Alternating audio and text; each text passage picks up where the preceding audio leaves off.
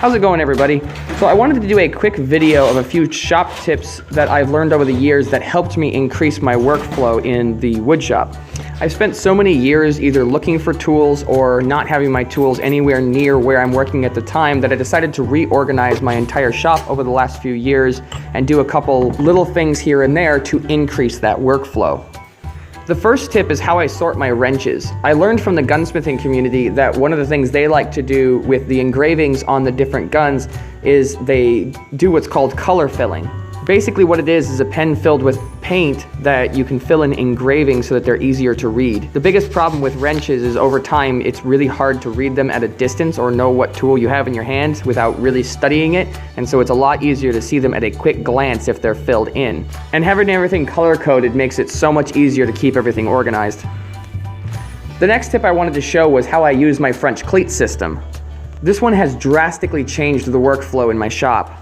One of the things I've found out using this system for so long is since I've put French cleats all over my shop, whenever I decide I need a certain category of tool in a different part of my shop for a while, instead of walking back and forth all day long going for the specific tool I need, I can take the whole hanger with me and hang it next to me as I work.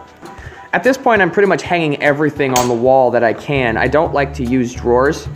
Adam Savage has a really good quote about this. He always says, drawers are where tools go to die. And I've sort of taken this idea to the extreme. I have a French cleat system behind my drill press. I have one behind my hand tool bench. I have one over my lathe for all my lathe tools. That's also where I keep all of my mechanics tools, since that's where I do all my mechanic work, is over in that side of the garage.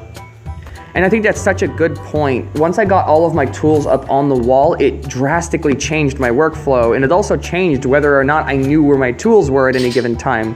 There's no more digging through drawers to find that one wrench that I probably lost a couple of months ago, but can't figure out whether I lost it or if it's just lost in the drawer somewhere. The next tip is to always keep your shop incredibly clean. I'm just joking. The best thing to do is to cheat.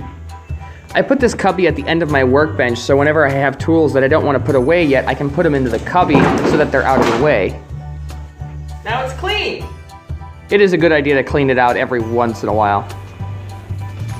Okay, the last tip, this is a bonus tip. You always want to make sure you have a shop assistant around. You always need someone around to determine whether your project was built correctly. So what do you think? You think it'll work? My shop assistant gets bonus points for being adorable. But on more of a real note, if you do have kids, I would highly advise keeping them in the shop. The workshop needs to be one of the places that they are comfortable playing around and getting into things, and you need to make sure that there's nothing dangerous for them to get into. But at the same time, you want them to learn to explore the workshop, because that is what a workshop is for, is a place to learn and explore. I know most of the time they're not really learning anything about the work that I do, but I do find it incredibly important that they enjoy being in the shop and occasionally learning how to build things. Anyway, those are my 4 shop tips for the day. Thanks for watching. I'll catch y'all next time. How many kittens do you have? 3, but there's more. There's actually 8 kittens? 5 little ones and 3 big ones. That is too many kittens. No, Who- we're keeping them. Who wants a kitten? Me.